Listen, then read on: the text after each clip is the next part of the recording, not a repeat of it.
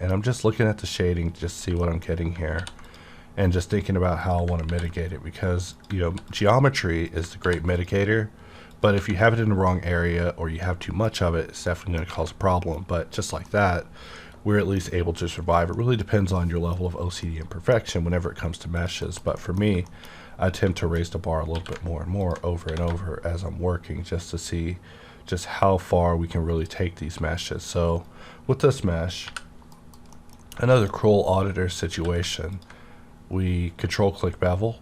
You don't even have to control click bevel if it doesn't have a mesh. I'm just impulsive. So we see that this thing stops working immediately. So how do we fix this? Well, let's control click well, and let's just place it above our bevel and roll the well until it works out. Alt click sharpen to fix the shading, and just like that, we are done with our visit of this shape. So we can leave local mode and move on to the next shape.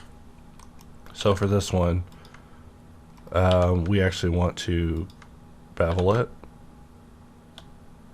but not have our bevels meet too close. Weight normal, we're done. Let's select this piece. This one's going to be a trickier one.